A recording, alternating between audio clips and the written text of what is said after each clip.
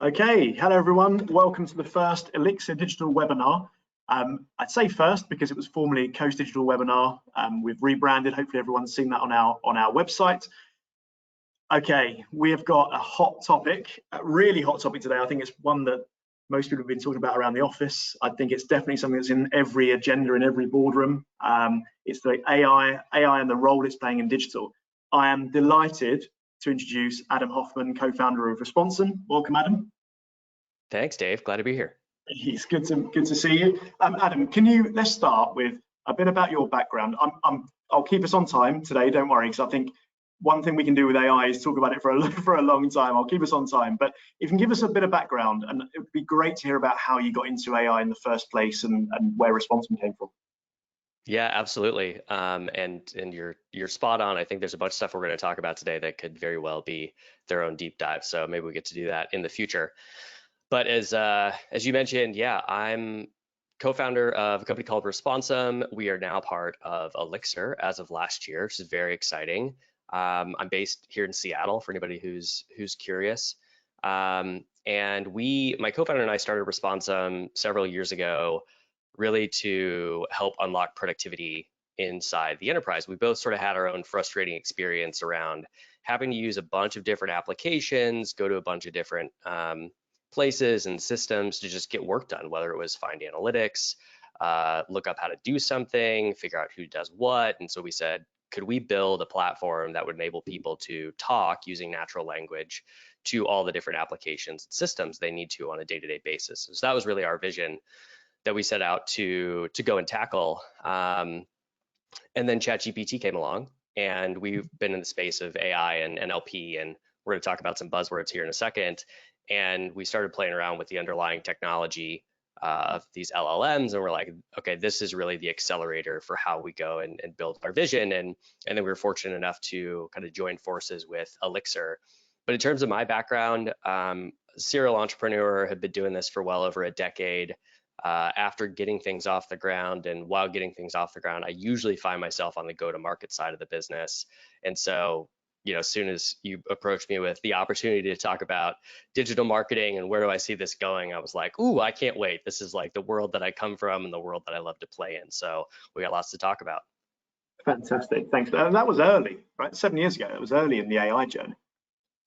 Yeah, absolutely. Yeah, when we really started going after this stuff, it was originally we were doing a lot of data and analytics work, which is sort of a foundation if you truly want to go do AI, at least let's call it the kind of traditional analytical predictive AI. And what we kept hearing after we'd go do these amazing data projects is executives would say something like, well, it's great, we just cleaned up all of our data and it's streaming from all of these different applications, but I'd usually just have like one question. I just want to know the answer to how much revenue did we make last week, or how did this campaign perform? And so we started playing around with building voice assistants. We partnered with Amazon Alexa for Business early on, and enabled their applications so that executives could just use their voice to query some of this data. And so that was really how the impetus for getting in this. And then early on saw that voice might not be it, but there's going to be something here. Can we just stick around long enough to and advance the technology fast enough to be able to deliver true enterprise value? Great stuff. I mean, you touched on data there. We'll talk about it in a bit more detail, I think, in some of the questions I've got for you. And I've certainly got a lot of questions. I've also got a pen because I'm going to be writing down some of the things you say as well, Adam, because it's hot in our world as well. So let's start off with a bit of jargon busting. We put together a few things that we hear around the office, a few things that clients have asked us before. I would say, just for the group that are listening, there's a questions feature on the right hand side that will open up in the window. It would be great to hear questions. If you've got any questions on jargon, enter them in. If you've got any questions on the way through that you'd like us to answer, then we'll try and come to them at the end. If we don't get to them, then we'll message you guys back. But from a jargon point of view, I'm sure there'll be a few more than these ones that we put together. But Adam, over to you with just demystifying some of these things. Yeah, and I'm gonna go in a slightly different order as I think about a nice way to nest these and try to make them make a little bit more sense. So at the highest level, we're talking about AI, and there's a bunch of disciplines within AI. Most of them are driven by what I would say is machine learning, right? So that's sort of the first one that we'll come to. And simple way to think about that is that's machines learning from data and that they're provided with, and then learning over time without necessarily having to be programmed to do that learning.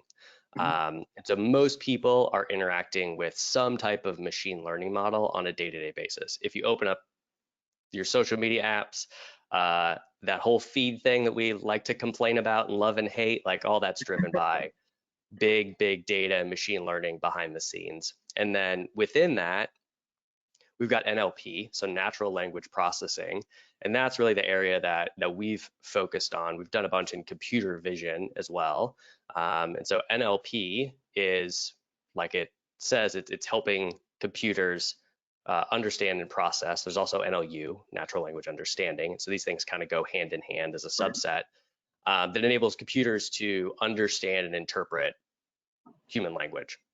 And so that's what is starting to really the bucket or the broad umbrella that's powering a lot of this generative technology that we're interacting with, and I'll come to generative as well. Then within NLP, there's sort of this emergence of large language models, or LLMs. And that is, if you hear ChatGPT or Claude or Gemini or whatever the next big foundation model is that's going to come out, all those are really names of large language models.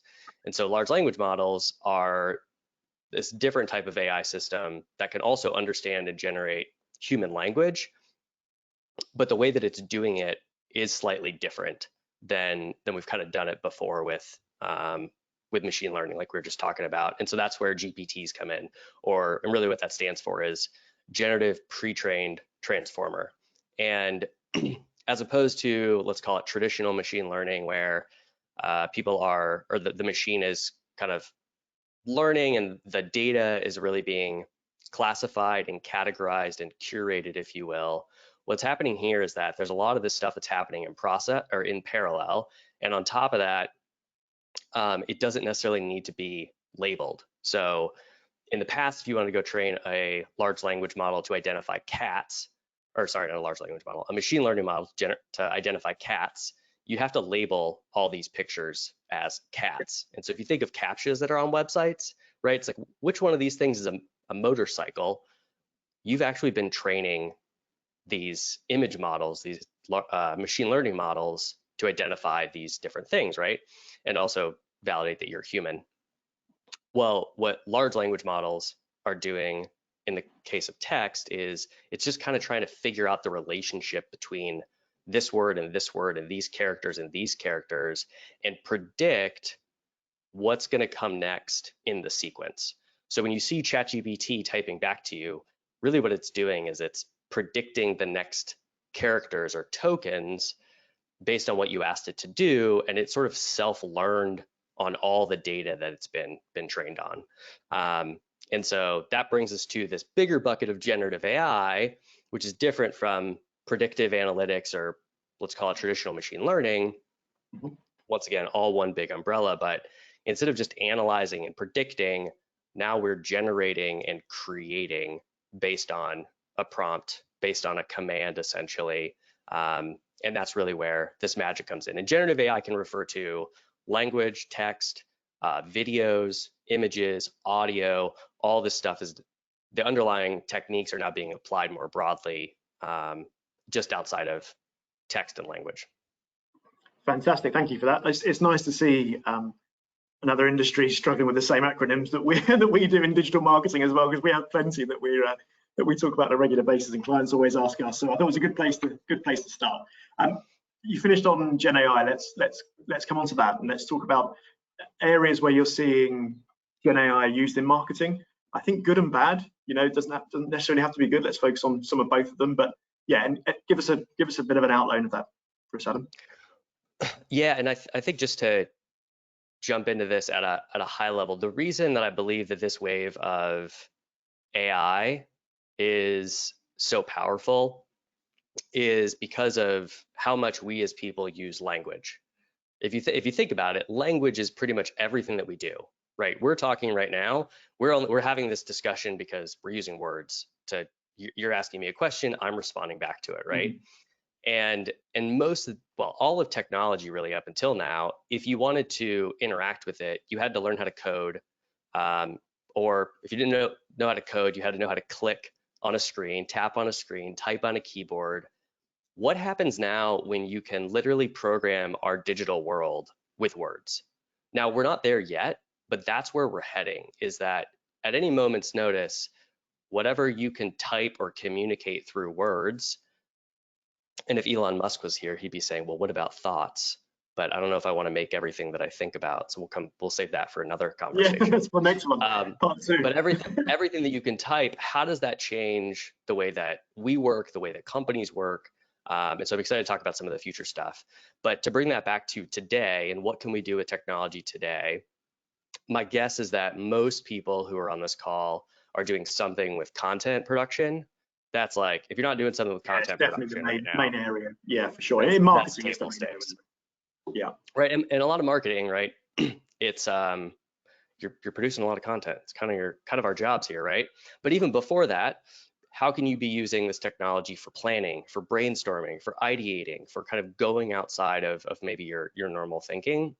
So that's another area for sure.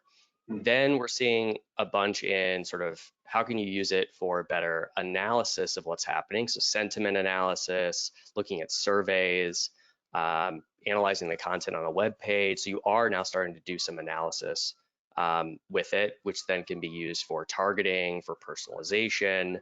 And then we're now starting to create new experiences that weren't possible, some of which have been around, like we're upgrading our chatbots. They don't feel so dumb because they can only answer a preset list of questions. They can now sort of freestyle within guardrails and answer new things. We can create sort of these guided customer experiences. And so I think those are the main areas that the marketers in the digital marketing space are applying it today. And the good news is that I think that the off-the-shelf technology is the most advanced for marketers right now. There's so many tools out there, depending on what you want to do, digital marketing wise, that are really, really great that you don't have to go build your own custom things. But I think companies are now starting to see, hey, you know what, this off-the-shelf tool isn't doing what I want. I need to do it a little bit differently. So to kind of sum all that stuff together, I think mostly generative AI is being used, let's call it internally, by these teams to make their operations and stuff more efficient. And I think we're just starting to step into giving your customers or your visitors more access to this stuff, which kind of has its own risks and considerations to make right now. Yeah, great stuff. I saw seen some poor examples of AI being used in businesses. You know, Amazon AI-enabled recruitment tool only recommending men in the platform. Samsung employees pasting confidential source code into ChatGPT. You know, I think that was going to be our next question, actually, just coming on to what you just said around the toolkit. I think that toolkit that's open to marketeers is interesting. It's sometimes a little bit dangerous. You know, it's in the Samsung example. It's a tool that's out there for everyone. Putting source code into it that's an openly available platform is not ideal. So in terms of the toolkit, what kind of things are you seeing, and what kind of things are you recommending? And you know, obviously we've got ChatGPT that's out there. And anything else that you've seen that's useful and the most useful for marketeers?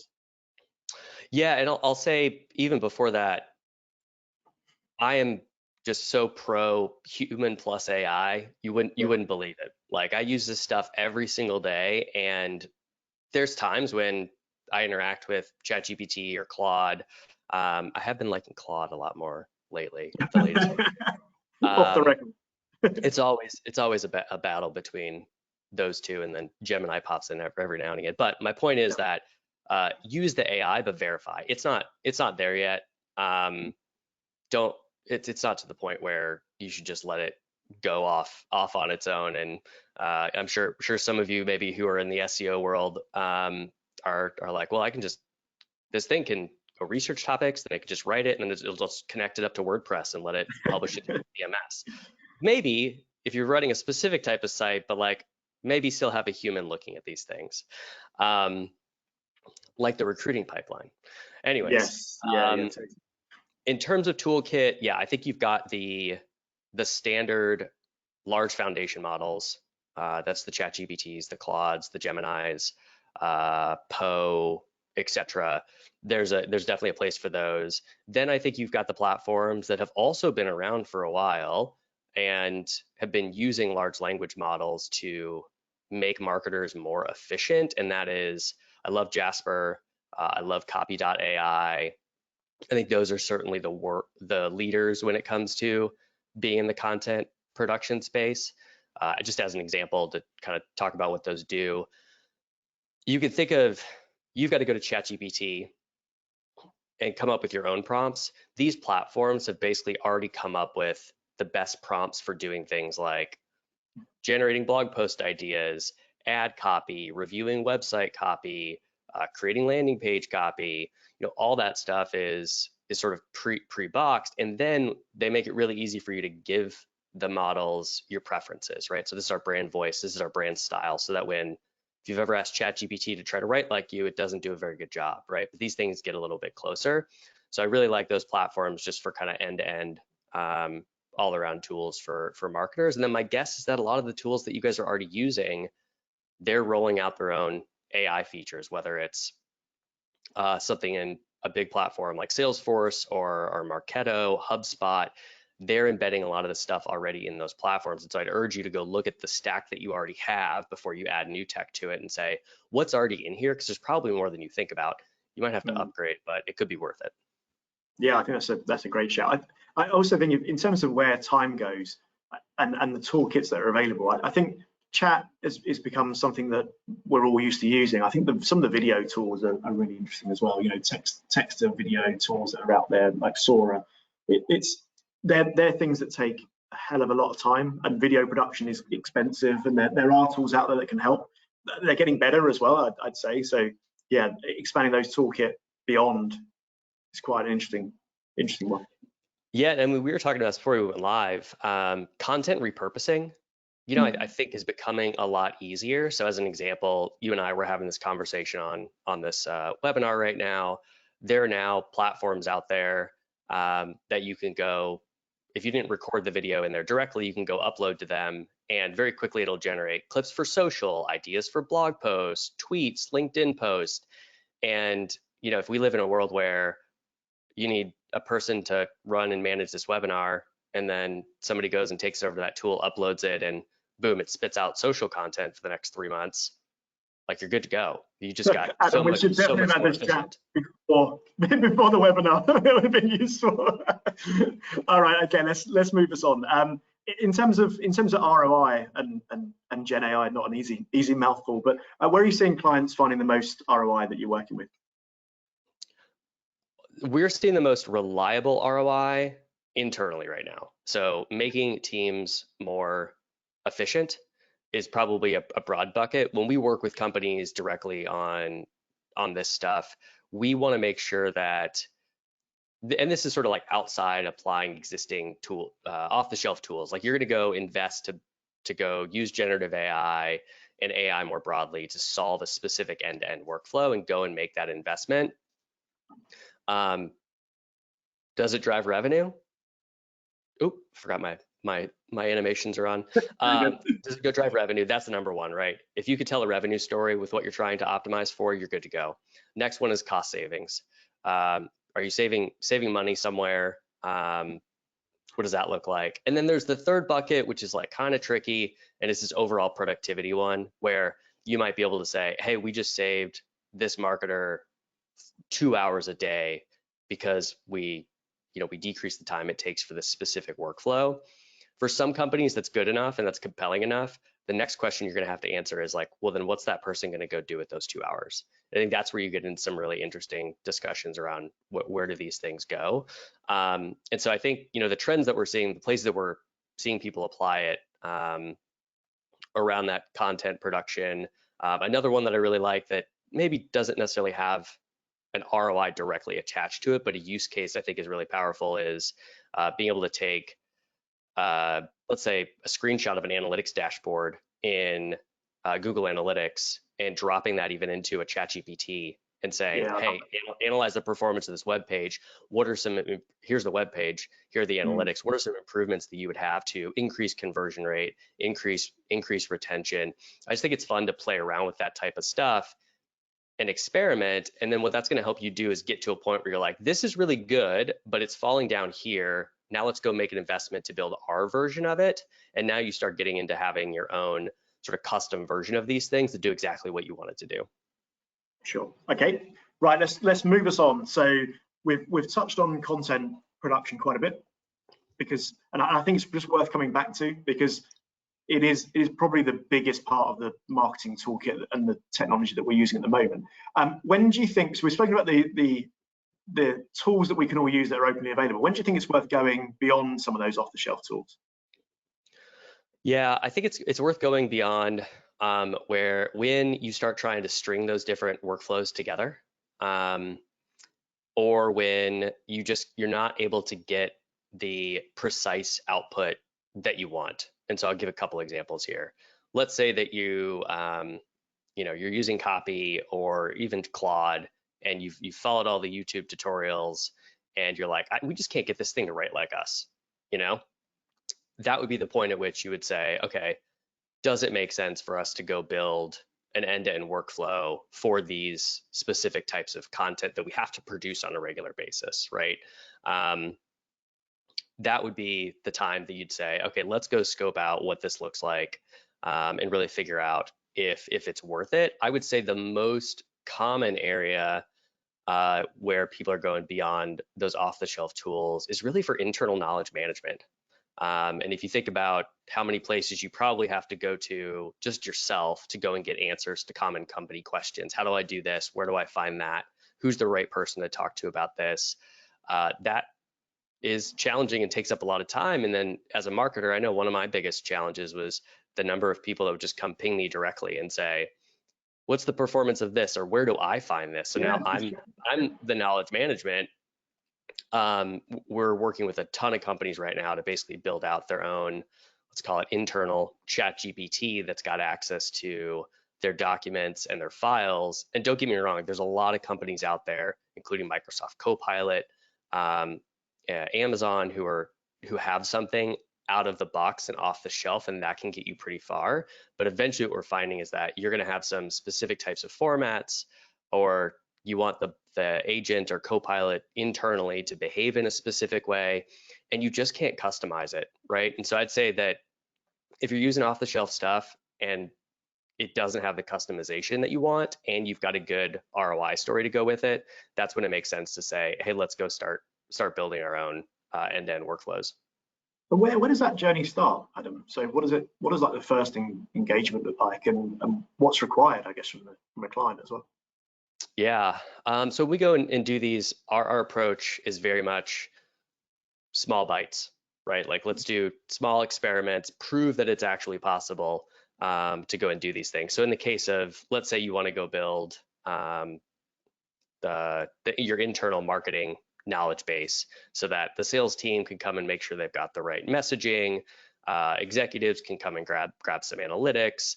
What we would do is within that, we'd identify what's the biggest ROI story, where can you get the most bang for your buck, starting there. Let's go tackle that one first. We compare that really to the complexity. So if the data is really hard to get to, or there's a bunch of teams that have to be involved, or it's technically going to be challenging to go do that thing, then we have a discussion about, does it make sense to get started with that, or should we pick a better combination of value and complexity? And then we like to do things really in 4, maybe sometimes 6 weeks to get started. And so it's sometimes a lot faster. I'll give you an example. So we're working with a marketing team right now, who all the stuff that I just mentioned, right? They've got all the sales collateral and how-tos and guides and whatnot. And so we just ingested all of that into our platform, because we've built this out to accelerate deploying these in the enterprise. And the first step was the marketing team just was chatting with it, right? And so now you're talking to this generative AI Copilot agent assistant. I think all those words are interchangeable right now. And you're giving it feedback, And so the team literally is like, this was correct, this was incorrect, here's why it was incorrect.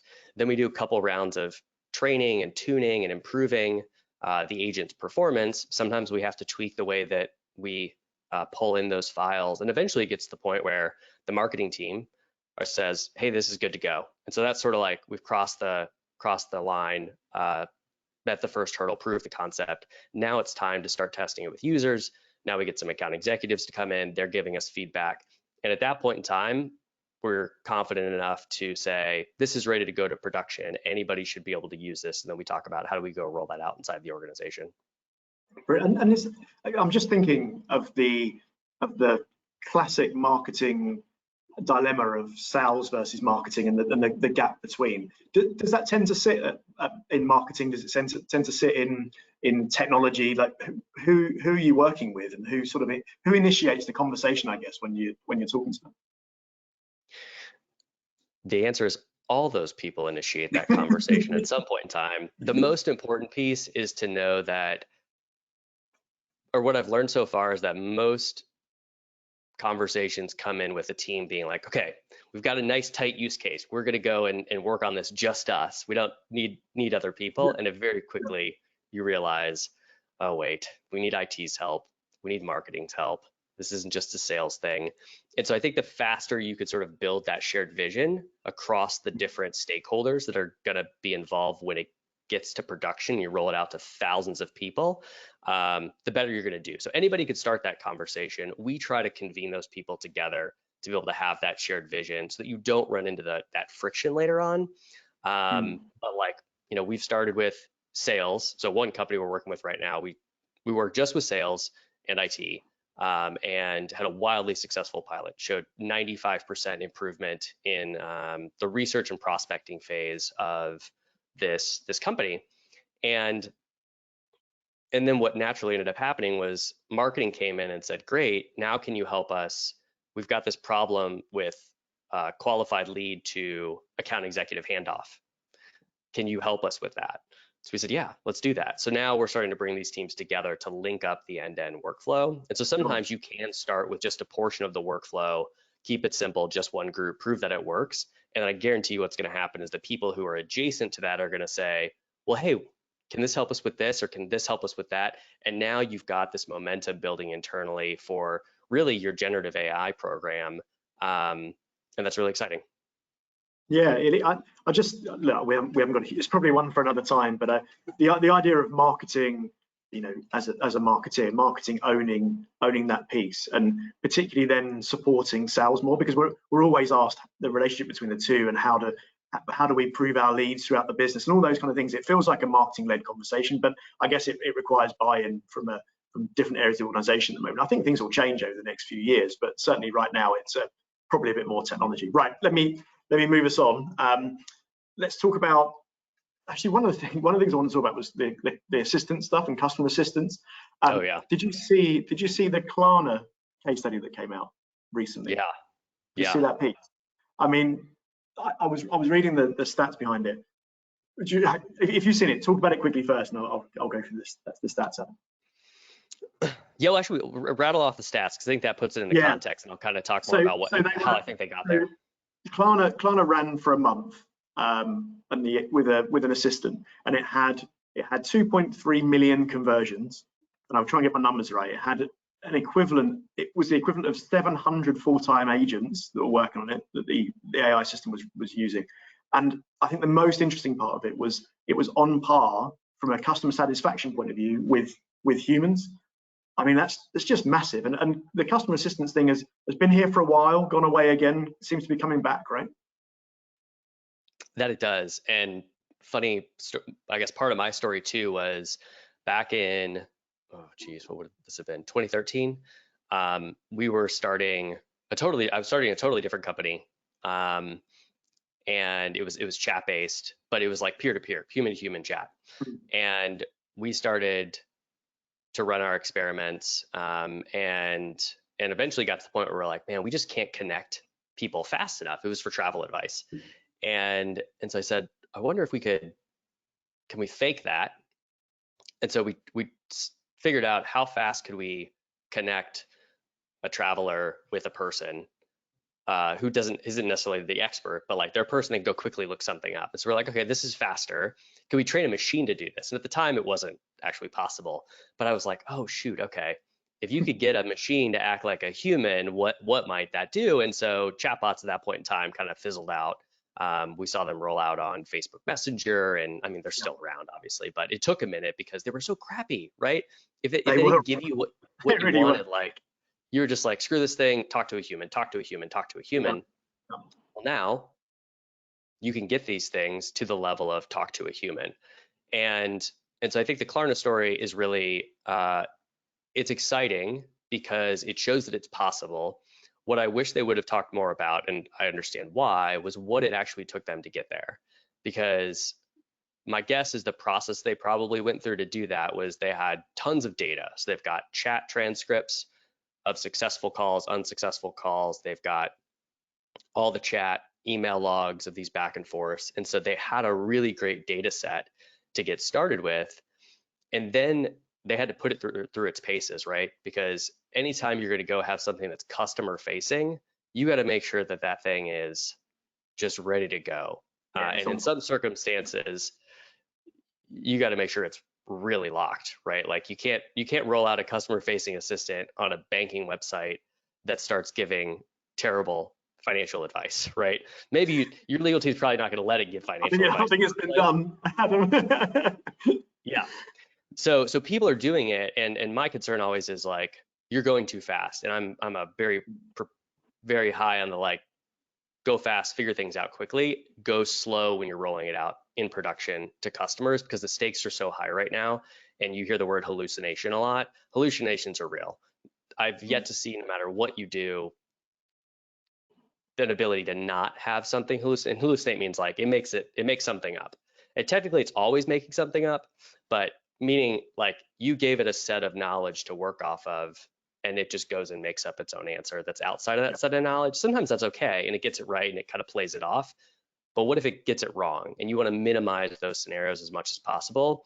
But I think there's a lot of stuff that's coming beyond customer assistance, right? Which is what Klarna was trying to solve here, because they've got a big call center, a big support center, and they're trying to reduce those costs, which is another conversation. But I'm also really excited about sort of customer guided assistance, right?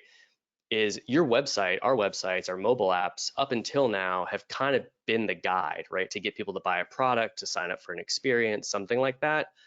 How might experiences start changing if a user has a choice between clicking through a website or maybe someday soon saying, talking to an assistant, and maybe it's not texting a chatbot, maybe it's a digital avatar that pops up that literally is having a conversation with them and guiding them to what's next. That's the stuff that I think is really cool. Yeah, that's awesome. There's on the hallucination stuff. There's an interesting worth a Google of a US court case, I think, that's around hallucinations. That was a great one where it pulled out fake information that was presented. That's well worth a look for another time. Right. Okay. Let's move on to some challenges then. What are the biggest challenges you seeing out there at the moment, particularly around clients adopting Gen AI? Yeah, I've tried to pepper in some of these so far. So I'm gonna recap us here. One is defining a good use case. You'd be surprised at how many conversations we come into and people are like, okay, I've got an AI use case. And I was in one of these conversations yesterday. Team comes in, we've got an AI use case. Okay, interesting. Do you know what the ROI is on that? I don't know. Okay, walk me through the end-to-end process. Okay, it's a pretty complex end-to-end process. So in some cases, it's like you don't have a good ROI story for the use case. Your use case actually isn't very clearly defined. And I'll give you an example. They basically said to us like, okay, we want to do personalization. That's our generative AI use case. I was like, great. What do you want to personalize? What personalization are you currently doing or not doing? Adam, that's been around for years. We've been working on that for years. Yeah. I feel your pain. And I was like, okay. So we ended up going down this path of here are things that you could do today without generative AI. And so I think there's a little bit of like, well, just how can we solve this? Generative AI. How do we solve this? Generative AI. And so there's a little bit of a risk of that. And then it comes back to defining a really good use case. And to me, what a good use case looks like is you're able to outline the current steps that have to get done to complete this workflow. So in order to write a blog post, I need to do this, this, this, this, and this, and the output is this. Great. That's clearly outlined. If we're able to do this, what's the ROI? Does it free people's time up? Does it generate more revenue? Does it save money? Okay, you've got an ROI, check. Number 2. And then 3, what data do you need to drive this? And do you actually have that data? And I think that's where another area that a lot of these things get bogged down is they realize like, oh shoot, my data's in a bunch of different places, or it's just gonna be hard to get to, or it's siloed. That tends to slow these things down. So let's say that you go and you got a good use case, you figure out how to build it, great. The next area is that I don't see people spend enough time on training. And what I mean by that is both training the AI system or the generative AI that you're building to do what you want it to do. People underestimate the amount of time they need to invest in doing that well. And then they underestimate the amount of time that they're going to need to spend on mindset and behavior change when they're rolling it out across their company. Because a lot of times these are brand new ways of working, brand new ways of operating in your role that you really have to think differently about how to use this stuff. And the last thing that I'll say is just moving into production and governance. So of course I'm talking about building your own stuff here, but when you're rolling it out to 8,000 field techs that are in the out in the field fixing stuff for you, or 500 salespeople, the bar just got a lot higher. And so you got to think a lot more about what that looks like. How do you govern these things? And the reality is that there's actually not a lot of people who are truly in production right now. There's a lot of good internal experiments going on, but I think people are getting stuck at that point because they're like, is this going to work for hundreds of people? Is it going to be fast enough? Is it going to be reliable enough? Do we have proper governance on it? Can we monitor it as this language model may or may not change? These are all considerations that start to come up. The data piece that you mentioned, we should talk a bit more about, right? Because we're going to come on to tips and things later on, but surely the one thing people should be looking at is the state of their data. The one piece of advice we could give would be, even if you're going to do AI in 2 years' time, is make sure your data's in the right place now, right? Yeah.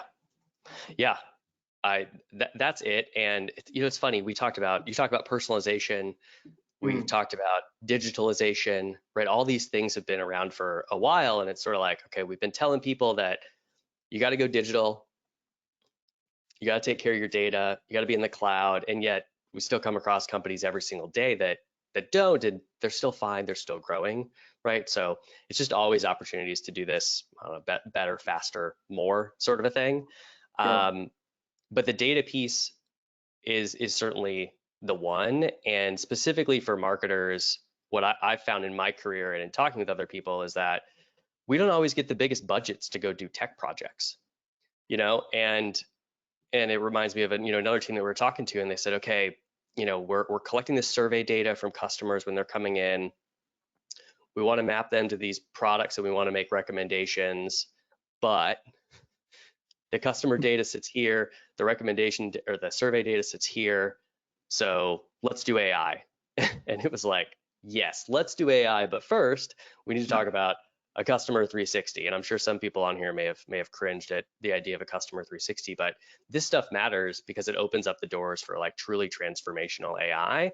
That's not to say that you can't run other experiments in the meantime on the data that you do have available in its current form. We specialize in doing a lot of that, but eventually you're going to get to the point where you really want to go scale it, and you have to go make that investment.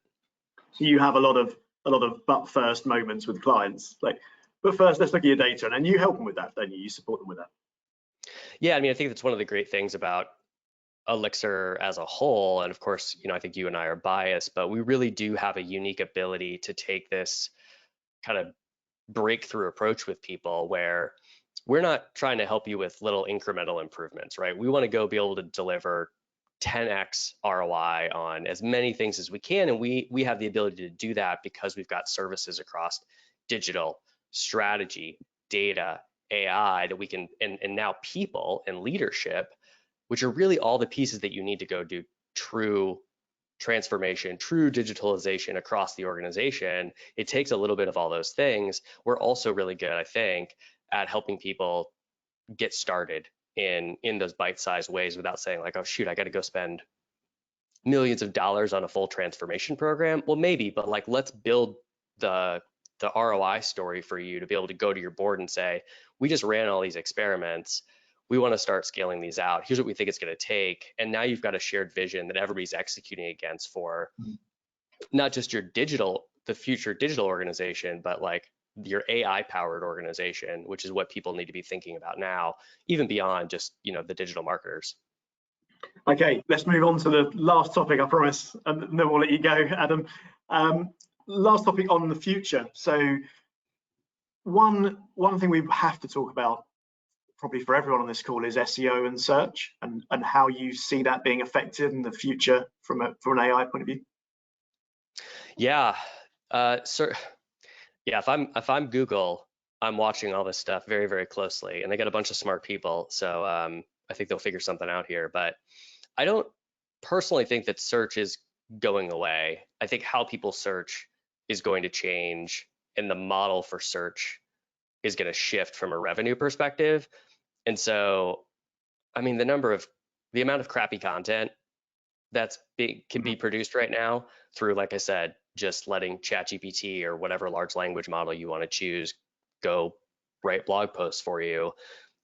There's this explosion of content happening that we've frankly never seen before, right?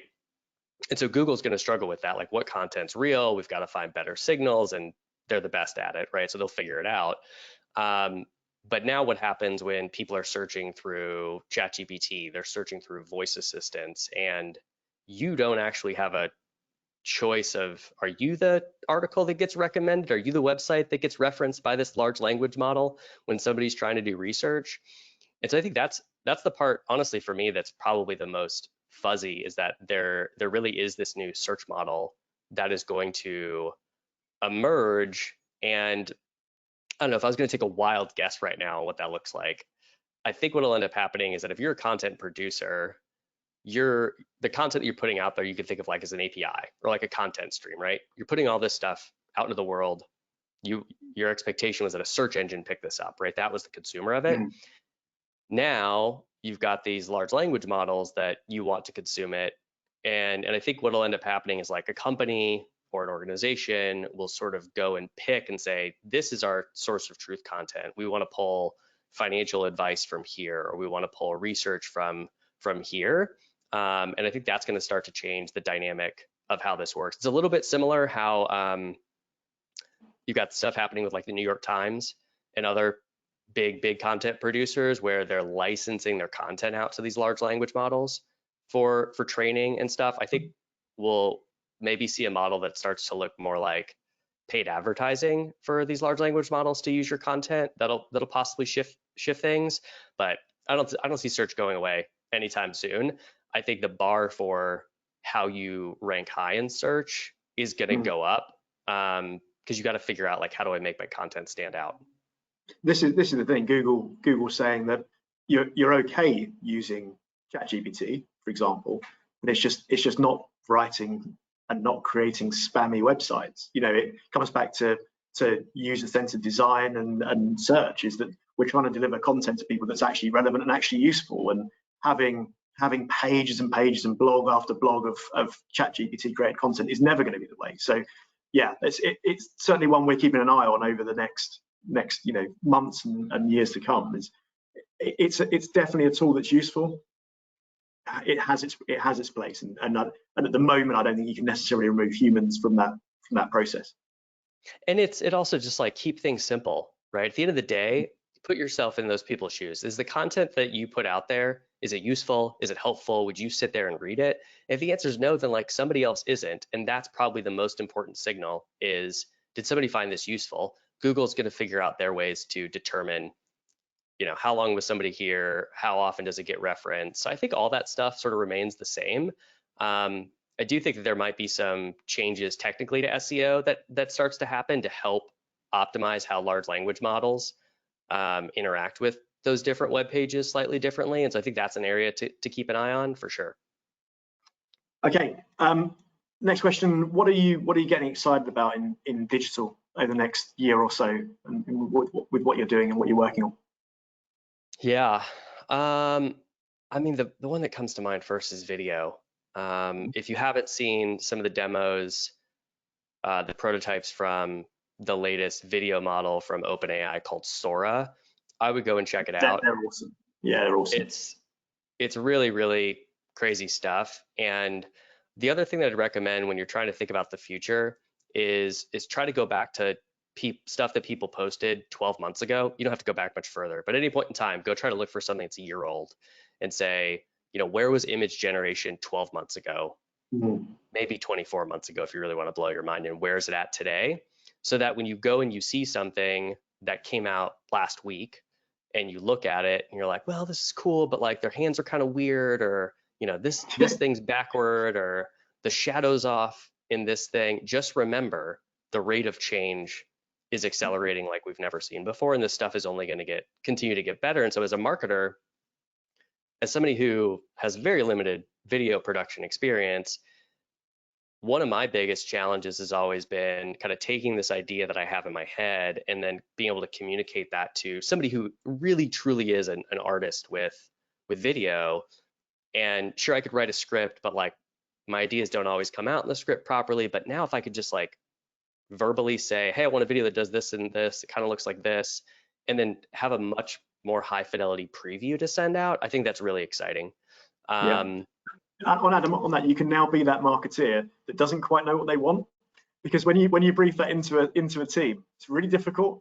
You've got a group of people that are super expensive, and you're asking questions of it, and you're not, and if you're the kind of person that until you see something you're not quite sure, well, that's a really good tool for that. You're developing and you're producing on the fly. So much different than having a visual designer sitting in front of something who's expensive, who you're having to have a conversation with, is getting a little bit fed up because you've asked them 3 times, why is this not quite how I wanted it? So yeah, definitely the iterations on that are really, really good. All right, can I give you one of my favorite ways to use ChatGPT and Claude that's related to this? 100%. All right, so there's more often than not, I don't actually know what I want, but I have some sort of idea. And so what I like to do is I'll go in and I'll say, hey, I want you to act as an expert video producer, right? I want to make a video, but I don't totally know how to put together the right stuff that I need to make the video. But here's my idea. Please guide me step by step through and ask me questions to help me make the perfect brief to send to this other person. And then ChatGPT or Claude or whoever or just asks me questions to help me start to formulate my thinking. And then I've got an output, right? And so I really love to use it to just help me think through things. And honestly, sometimes I just log in and I'm like, I'm trying to figure this out. I'm just going to start sending you stuff, and you're going to help me synthesize and piece it all together. It's one of my favorite ways to use it. Excellent. Love that tip. Top tip. Next one. So this is probably one I was asked the most about when we were preparing for the webinar, is $1 million question, which is, what do you think the future role of a digital marketer is? If I come to Sam Altman's prediction of 95, I think it was 95%. Was it 95%? Yeah, it was 95% of current marketing work will be done by AI. Like, what are your thoughts? My thoughts are that we see an acceleration of a trend that I think has already been happening for a while, and that is sort of this, what I call the full stack marketer, right? It's instead of having a team full of specialists, which I do think is a time and a place for, but I'm going to come back to that, is that you're able to have one person who is that really truly that generalist, because they're supported by AI experts, if you will, right? And so for me, who's not good at video, and I can get a video to 80% and then pass that off to a video expert, that totally transforms things, right? And most people probably here are sitting at this point thinking like, so does then my marketing department go down to like 1, 2, 3 people? And the answer is maybe. But I think more likely what's going to happen is that marketers their skill set is going to expand rapidly, because they're going to become better writers, better video producers, better ad copywriters. And that's even for stuff that they don't want to do. So if you're one of those people today, it's like, I hate email marketing. I don't want to write emails. Well, hey, guess what? Go build an amazing email marketing AI that supports you. And now you don't have to be the email expert. You just have to read the emails and put on your strategy hat, which is what you're really great at now as a marketer, and know what's good and what's not good, and get that out there. And so I think capability wise, marketers are just going to go more full stack and be able to take on more and more of it. And then but I do believe that we're still going to need those specialists. And the reason I love that is because, I don't know, for me, there's certain parts of marketing that I'm just like, I love this, I really don't like this, right? And so then if you can sort of have this team of generalists who are more full stack, but each person also has a specialty, now you've got that human review that sits on top of this, so that you've got the video person, you've got the ad specialist that can do a look over and say like, okay, no, this actually is good to go. But your whole team just got more productive, right? So your video person is now a full stack marketer with a focus on video. Your email marketer is a full stack marketer with an expertise in emails. Instead of getting rid of people, you just expand the capacity and the capability of people, which is great for humans too, because if we get to do more of what we like, we're more likely to stick around. We're going to do a better job. And that's my favorite way to look at that. Okay, I mean, again, that could be its own webinar. I'll move on. Finally, we've covered off a little bit of this around people's data and tools, but anything else that people should be doing right now? So people on the call, you know, what's their next steps? What should they be thinking? Yes. So if you're not currently using, at the very least, Claude, ChatGPT, one of those things on a day-to-day basis, even if it's just to play around and experiment, start there. Just get your hands on this technology, see what it can and can't do. And don't feel bad if you haven't used it before. It's fine. There's plenty of people that haven't used it. I don't know when my dad's going to use it. Maybe, I was going to say maybe never, but he's definitely going to use it because I'm going to make him. So start using it, right? And then I think once you've got a grasp on it, is start to run some small experiments on your team and say, hey, what would happen if we used generative AI to write blog post, review ad copy, analyze. So the next time a project comes along, see what happens when you use off-the-shelf generative AI tools. Does it make it more efficient? Does it help with campaign planning? Does it help you get the project done and out the door faster? And track it while you're doing it. And so that's like, start to wrap your head around it.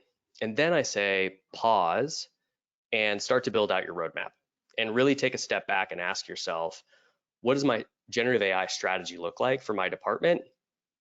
And what are the steps and projects we need to take and validate along the way to be able to get us there? What are those good use cases for us to start with? And just have a point of view on what you think the next 12 to 24 months is going to look like, and really challenge yourself to infuse generative AI in particular into as much of what you're going to be doing, because it's absolutely going to transform your team and take it to the next level. The question really is how fast do you want to get there? And how can we help, Adam? So the leave behind of what we do as a business and organization. We've mentioned the first touch points with clients. Anything to say on that? Yes, I think we specialize. We're unique in that we can help you wherever you're at on your journey. So if you're at the point where you're like, my head's spinning, I don't know what to do, great time to talk to us. If you're like, hey, I think I've got we're using some of it, we've got some ideas, but like maybe we don't totally know where it's going to go in the future, that's a great place to talk to us as well. And then the third one is if you're like, you know what, this is a home run, I've been using one of these tools for a while, it's not getting done what I need to do, I think I've got a use case or maybe even a backlog of use cases, we don't have the capability internally to build an experiment it this way, we can help you there too. So it's sort of like wherever you're at on your journey, we've got a good conversation to be had. And like our favorite thing is just we love this technology so much, it's so interesting and so transformative that we just love being part of these conversations. And maybe the end result is you get what you need and you go off and do your own thing. Maybe on the other side, we get to work together. So we're happy with either. Brilliant. Quick questions come in. We've got a couple of minutes left. Probably we'll take one question quickly. It's a great one actually that I just read, which is what should our kids be studying? And I think that's really interesting, because if I think about I think about my background, I did a marketing degree when digital wasn't really a thing. So I don't know what I would have told my younger self at the time. So yeah, look, questions there, Adam. What should our kids be studying? Human behavior. How to manage your finances. Now, those life skills aside, I think specifically related to this, gosh, it's an interesting one because I don't think that it's computer science, which maybe would have been the obvious answer. Because that's the way our schools are going right now, isn't it? You know, every school has got an element of coding in there, and you know, even primary schools have got coding in, and different ways of making an animated character walk around, but trying to do the building blocks of code.